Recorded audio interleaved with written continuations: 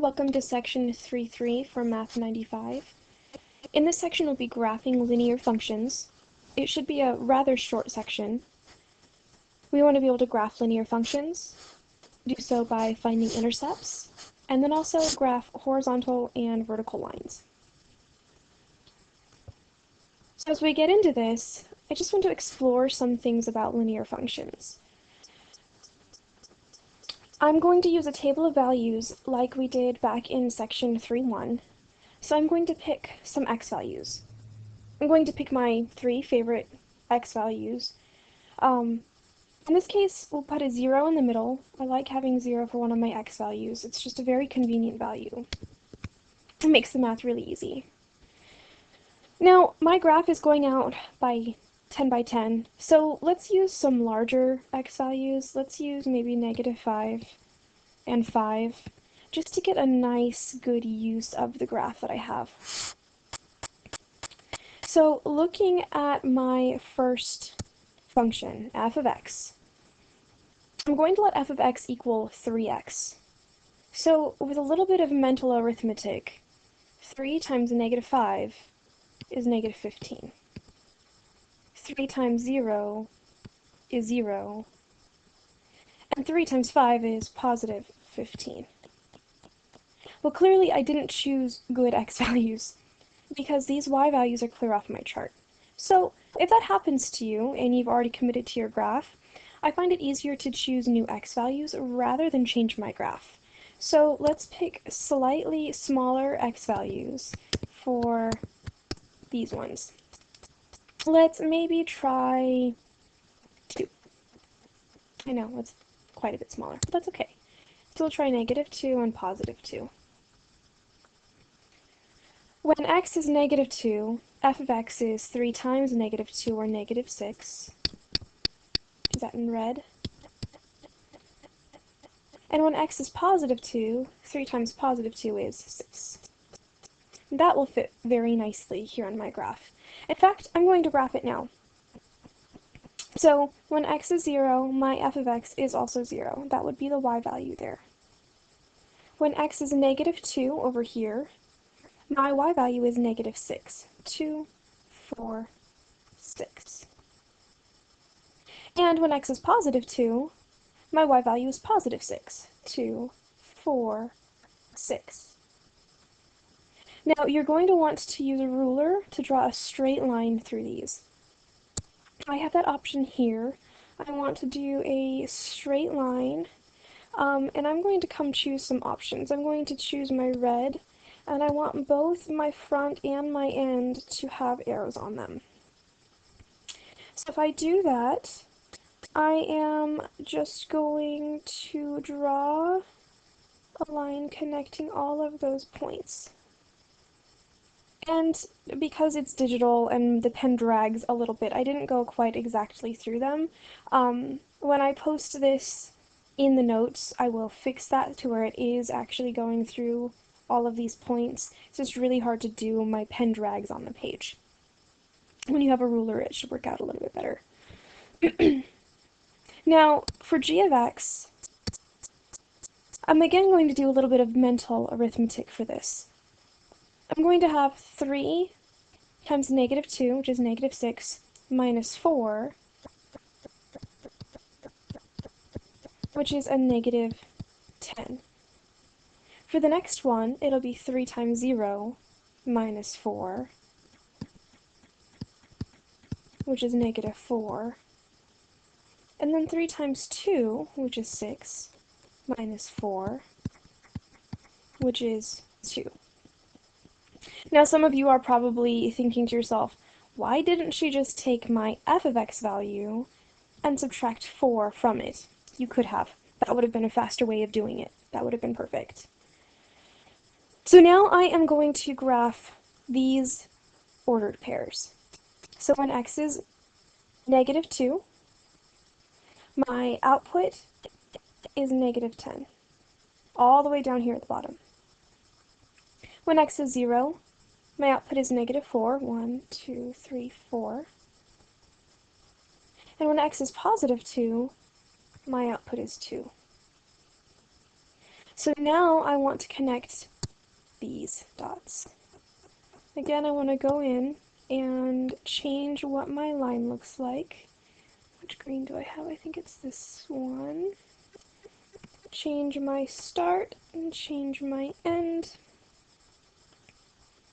And I'm going to go ahead and lay these in somewhat like that. So now that we have our functions graphed, I just want to talk about the vertical intercepts. My red vertical intercept for f of x, right here, is the point 0, 0. So red has a vertical intercept of 0, 0. I don't know why this is all off the board. Let me try that again. 0, 0. Now remember, vertical intercepts are ordered pairs. They're always going to a point. They always have the x component and the y component. It just so happens that their x component is always 0.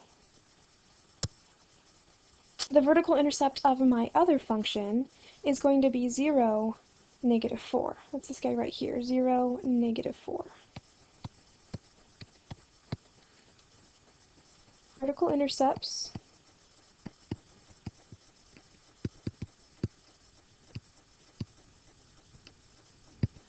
must have x and y as an ordered pair.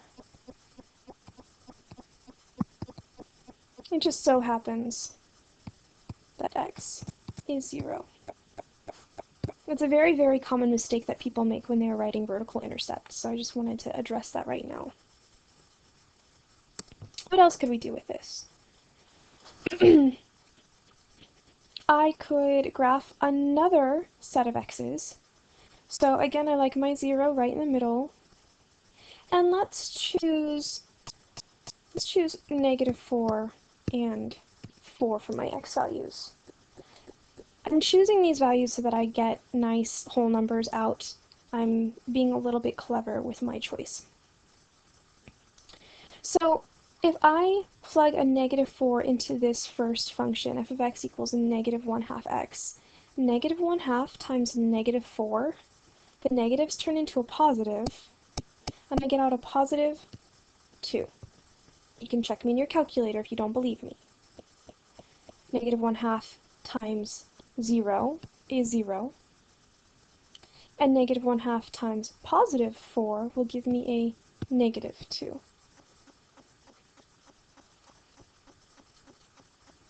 I'm going to graph this now. So when x is negative 1, 2, 3, 4, my y value was 2. When x was 0, my y value was 0. And when x was positive 4, my y value was negative 2. Do my nice little graph. And choose that red color. And then I am going to try to hit all of those points and then pick up my pen perfectly. That was a little bit better. Now for the other equation, I'm going to do the cheat that we talked about on the previous one. I'm just going to take my f of x values and add 3 to them. So when I have negative 4, I'm going to take my 2 and add 3, I get 5. Take my 0 and add 3, get 3. Take my negative 2 and add 3, and I'm going to get a 1 out. When I plot these, I'm going to be at, should be 5, this should be 3, and this should be 1. And then I am going to graph those. Let's see if this is still set up. It is, I just need to choose the blue. Alright, so we're going to graph these. And my vertical intercepts here, we know how to see those now. So for my red point, my vertical intercept is 0, 0. That's for f of x. And for my blue set, for g of x, my vertical intercept is 0, 3. Notice 0, 3 had a constant of 3 added to it. In our previous slide, 0, negative 4 had a negative 4 added onto it.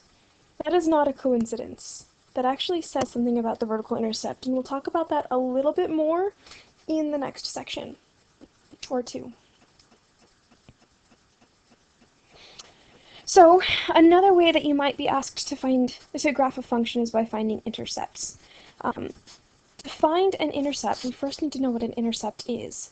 An intercept is where a graph, let's go back to the previous slide, an intercept is where our graph crosses our y-axis and our x-axis. So let me mark those in green. This and this, these are what we call intercepts. Now in this case, for this intercept, my x equals 0. Oops. I hope that went back where it needed to be.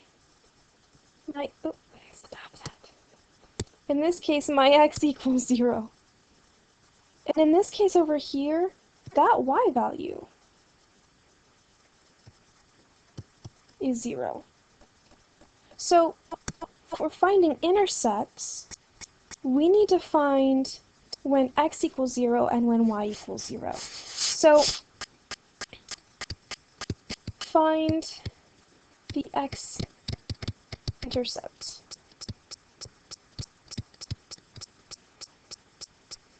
Set y equal to 0 and solve for x.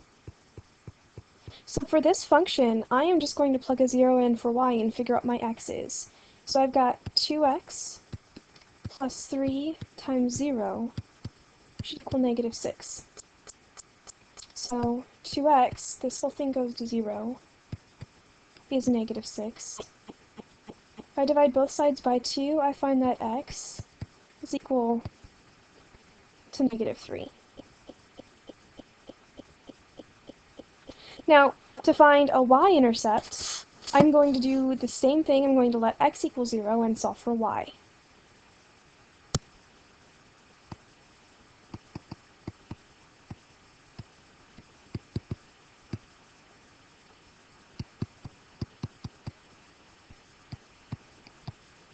So for us, we're going to say 2 times 0 plus 3y equals negative 6. I would do all of these same algebra steps in my head. I can do that. 2 times 0 is 0. So I've got a 3y equals negative 6. I'm going to divide both sides by 3, and I get y equals negative 2. So how we write these, this as an ordered pair, the x-intercept as an ordered pair, winds up being negative 3 is the x value, and the y value is 0. And the y-intercept as an ordered pair ends up being 0 as the x value and negative 2 as the y value. With just these 2 points, I can graph my line. So if I want to do that, I'll start with my y-intercept. 0, negative 2, that's where I start. And then my x-intercept is negative 3, 0. The line that passes through these 2 points is the line represented by this equation. So let me go ahead and draw that line in. I'll do it in black because that's the color I'm dealing with right now.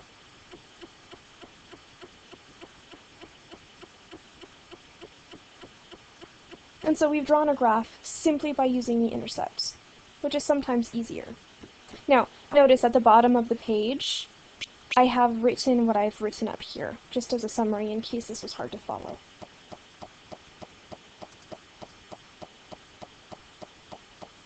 I want to practice using function notation just a little bit. In order to use function notation, you first must isolate y.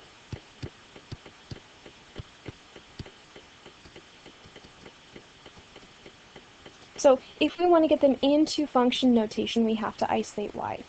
To get them out of function notation, I'll do that in green. Out of function notation is going to be the g of x and the f of x. I want to get those out of function notation, which means I'm simply going to replace the g of x with a y. Y equals negative x plus 2. I could do the same thing over here with my f of x. Replace the f of x with a y, and copy down the rest of the problem. I really want it to be that, oh my goodness, that's fairly straightforward. I can do that. That's one step.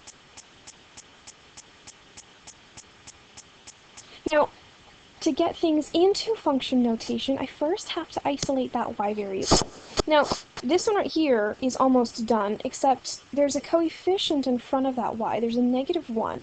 So I technically have to divide everything by that negative 1, which gives me y equals, this turns into a negative 7x. And this piece right here, the negative over a negative makes that a positive 1. Once y is isolated, then you can replace y with your function notation.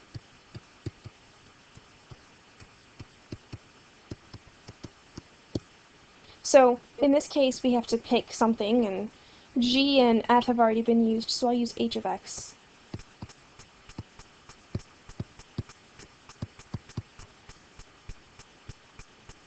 Over here, we have a couple more steps to do, but that's not a problem.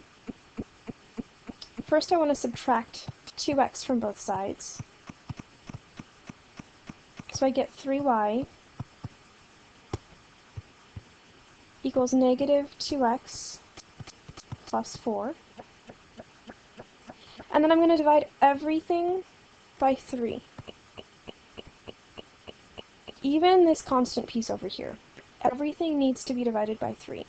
And I did that thing again that I tend to do. This is supposed to be a 3y. So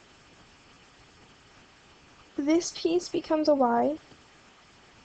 Y equals negative 2/3 x plus 4/3, which in turn will turn into, I got an arrow, this y I'm going to replace with my function notation. So maybe j of x equals negative 2/3 x plus 4/3. Simply replacing the y with function notation. Alright, that was kind of a reminder from previous sections, just to keep that fresh. This is the last thing we need to do in this section. We want to learn how to graph vertical and horizontal lines. So if I wanted to graph the line y equals 2, what that is saying is no matter what my x value is,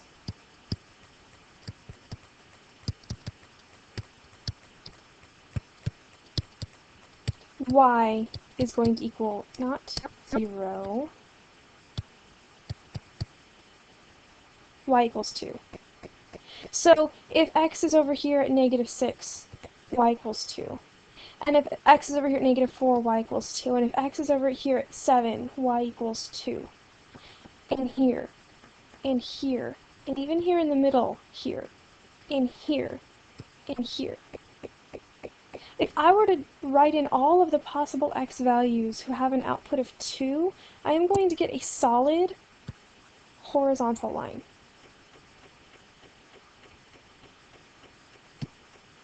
That is not what I wanted. Try that again. Let's delete that guy and try writing in pen. That will help.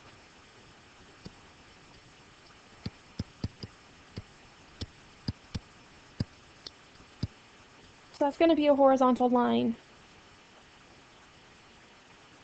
If I were to try to graph x equals negative 1, what that is saying is x is always negative 1. No matter what y value I'm at, x is always negative 1, negative 1, negative 1, negative 1.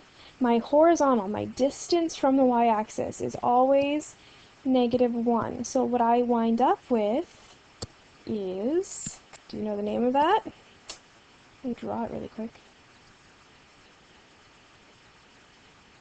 I get a vertical line.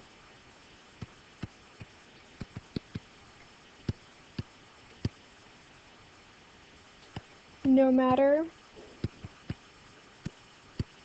what the x value is -1.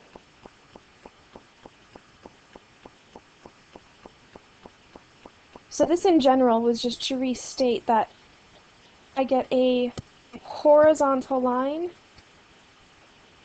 if I have y equals a constant. And I have a vertical line if x equals a constant. So if you only see a y with no x, you have a horizontal line. And if you only see an x with no y, you have a horizontal line. That will take some practice. It sometimes seems counterintuitive because y goes up and down, but the x line goes up and down. It's kind of weird the way it works out, but trust me, it's true. It will always be true, no matter what math class you're in, and it's something you can count on. So your section 3-3 homework is now yours to do, and I will see you guys in class.